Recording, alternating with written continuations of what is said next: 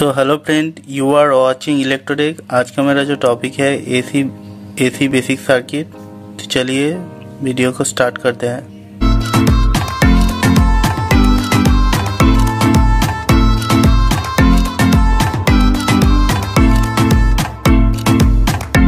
Please subscribe to my channel Electrotech for latest update. तो आज का मेरा जो टॉपिक है एसी बेसिक सर्किट, ये आपका है डीसी सोर्स और ये आपका है एसी सोर्स। तो डीसी सोर्स में वोल्टेज और करंट का मैग्नीट्यूड कांस्टेंट होता है और डायरेक्शन एक तरफा होता है। और एसी सर्किट में वोल्टेज और करंट का डायरेक्शन मैग्नीट्यूड दोनों चेंज होता है। आपका 0 से स्टार्ट होता है और जाके आपका 90 डिग्री में मैक्सिमम मैग्नीट्यूड होगा और उसके बाद फिर 180 डिग्री में 0 हो जाएगा मैग्नीट्यूड। ऐसे करके नेगेटिव हाफ में मैक्सिमम होगा और फिर 0 होगा। ये वोल्टेज करंट एसी में दोनों में होता है। इसको कहता है साइन वेव और साइनसॉइडल वेव। ओके, तो आपका एसी सोर्स जब हम रेजिस्टेंस और इंडक्टेंस और कैपेसिटेंस में देंगे तो उसका फेजर जो होगा, वोल्टेज और करंट का फेज जो होगा वो डिफरेंट होगा। रजिस्टर के लिए एक होगा और इंडक्टेंस के लिए एक होगा और कैपेसिटेंस के लिए। तो रेजिस्टेंस में हम जब वोल्टेज सोर्स देंगे तो voltage source AC voltage source देंगे, यहाँ से आपका करंट फ्लो होगा, आई करंट फ्लो होगा। तो आपका रेजिस्टेंस में जब आप एसी सोर्स देते हैं तो वोल्टेज और करंट का जो फेज डिफरेंस है वो 0 होता है, इसलिए वोल्टेज और करंट सेम फेज में रहेंगे। इसका फेजर डायग्राम कैसे होता है देखिए। सपोज वोल्टेज का ये आपका फेजर है तो करंट का इसके साथ ही होगा, ऐसे होगा। करंट का सेम होगा, करंट का सेम फेज में होगा। ओके, करंट आपका ऐसे आई होगा तो वोल्टेज और करंट सेम फेज में रहेंगे। ओके, तो इसका फेज डिफरेंस होगा एसी में 0 होगा। ओके, तो phase difference mean voltage current के बीच में जो एंगल है वो 0 होगा। पर आपका inductance, pure inductance, inductive load जो होता है उसमें हम जब एसी सोर्स देंगे तो उसका फेज डिफरेंस कुछ अलग होता है। तो वो क्या होता है का इंडक्टिव लोड के लिए, जो इंडक्टिव लोड मीन्स कॉइल में जब हम एसी वोल्टेज देंगे और उसमें से करंट फ्लो होगा, उसमें आपका वोल्टेज और करंट का फेज डिफरेंस रजिस्टर की तरह 0 नहीं होता। वो प्योर इंडक्टिव लोड के लिए आपका वोल्टेज और करंट 90 डिग्री फेज डिफरेंस में होता है। सपोज ये आपका वोल्टेज का फेजर है तो करंट आपका इंडक्टिव लोड के लिए लैग करेगा तो आपका 90 डिग्री लैग करेगा। तो ऐसे होगा, करंट आपका 90 डिग्री लैग कर रहा है प्योर इंडक्टिव लोड के लिए, ये आपका 90 डिग्री होगा। तो voltage current 90 degree phase difference है और करंट क्या कर रही है, लैग कर रही है। तो आपका सपोज ये वोल्टेज है रेफरेंस, वोल्टेज सपोज है आपका रेफरेंस। अब अगर इस रेफरेंस से क्लॉकवाइज जाएंगे तो लैगिंग होगा और रेफरेंस से एंटी क्लॉकवाइज जाएंगे तो वो लीडिंग होगा। तो मैं क्या बोला, तो मैं बोला रेफरेंस से आप क्लॉकवाइज जाएंगे तो लैग करेंगे और एंटी क्लॉकवाइज जाएंगे तो लीड करेंगे।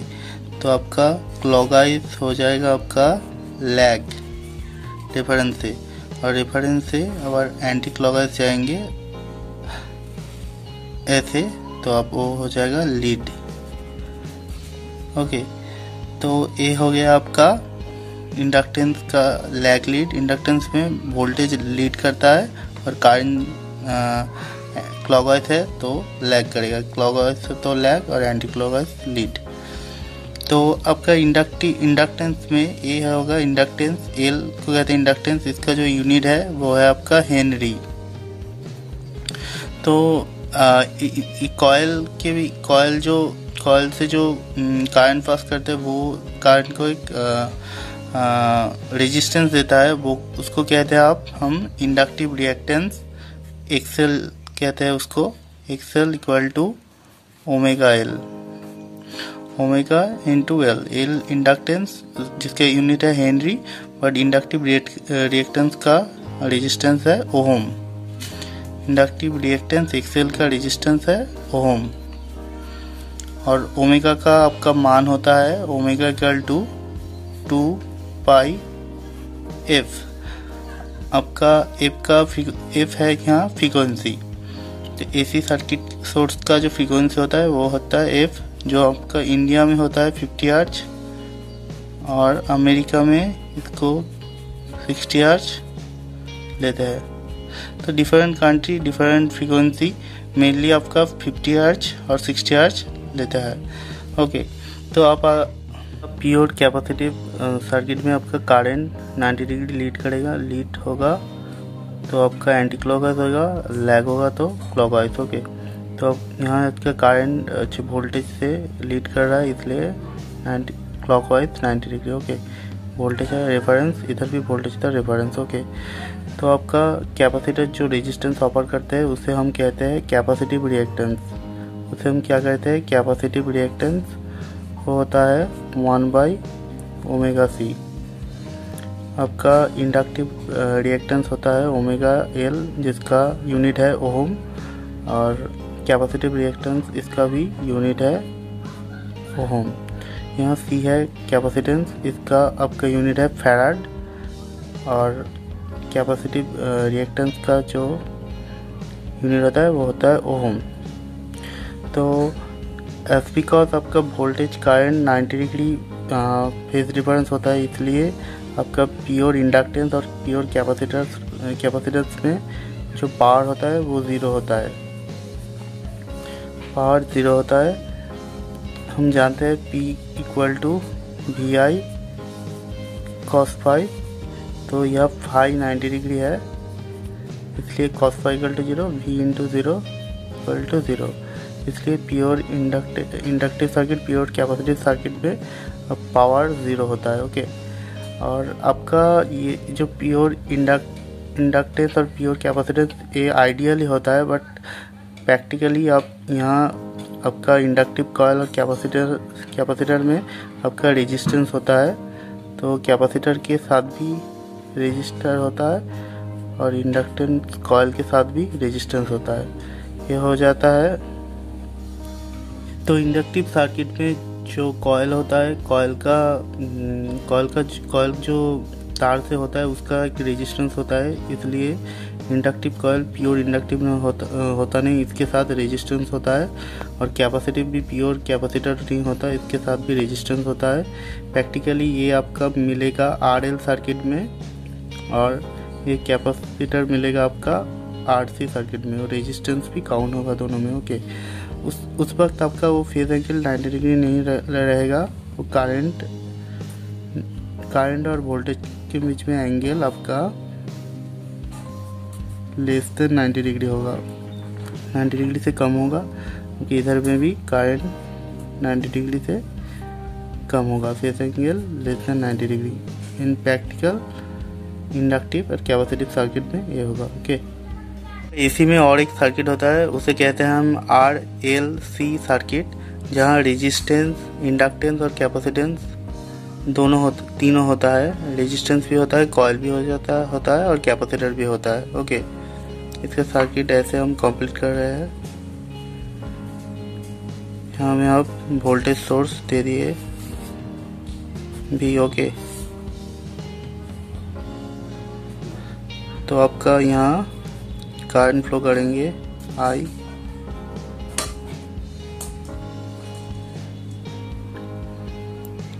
तो रेजिस्टेंस R, इंडक्टेंस L और कैपेसिटेंस C। तो आपका RLC सर्किट में आपका रेजिस्टेंस के अंडर में जो वोल्टेज ड्रॉप होगा VR, और इंडक्टेंस के जो वोल्टेज ड्रॉप होगा वाला VL, और कैपेसिटेंस पे जो वोल्टेज ड्रॉप होगा वाला VC। ये आपका हो जाएगा vector some of VR plus VL plus VC। RLC circuit में जो रेजिस्टेंस के अंदर वोल्टेज ड्रॉप होता है तो VR, इंडक्टेंस के अंदर जो वोल्टेज ड्रॉप होता है वो VL, और कैपेसिटर के अंदर जो वोल्टेज ड्रॉप होता है VC। इसका आपका जो मेन वोल्टेज है, यहाँ जो तीनों वोल्टेज है वो एरिथमेटिक सम नहीं होगा, ये हो जाएगा vector sum. V equal to root over VR square plus VL minus VC square. Okay, और आपका जो रेजिस्टेंस है, ये आपका रेजिस्टेंस के जो रेजिस्टेंस R, आपका इंडक्टिव रिएक्टेंस XL और कैपेसिटिव रिएक्शन आपका XC। ओके, तो इसमें जो आपका टोटल RLC सर्किट में जो रेजिस्टेंस ऑफर होता है उसको हम कहते हैं इम्पीडेंस। तो आपका इम्पीडेंस होता है Z equal to root over R square plus XL minus XC square. यहाँ आपका XL greater than XC, suppose आपका XC ग्रेटर देन XL, फिर आप XC इधर आगे होगा और XL बाद में होगा उसका स्क्वायर। ये एक केस में क्या होगा, XC greater than XL। Okay, तो ये आपका जो दोनों अच्छे आपका इक्वेशन है वो आपका जब हम फेजर करेंगे RLC सर्किट का तब क्लियर हो जाएगा। ओके, आपका RLC सर्किट में तो आपका ये वोल्टेज मिल गया, वोल्टेज के इक्वेशन और इम्पीडेंस के इक्वेशन मिल गया। तो जहाँ जो रिलेशन होगा V equal to I into Z, current I equal to V/Z। यहाँ जो आपका वोल्टेज का जो इक्वेशन है और इम्पीडेंस का जो इक्वेशन है, इसको हम जेड को क्या कहते हैं, जेड को हम कहते हैं इम्पीडेंस।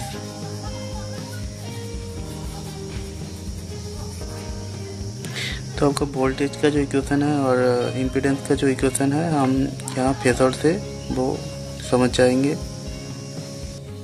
अब हम अच्छे RLC सर्किट का फेजर डायग्राम करके voltage phasor, voltage source V को हम रेफरेंस वोल्टेज लेंगे, वोल्टेज सोर्स V को हम रेफरेंस वोल्टेज लेंगे, वोल्टेज सोर्स V को, और रेजिस्टेंस के थ्रू जो करंट जाएगा, जो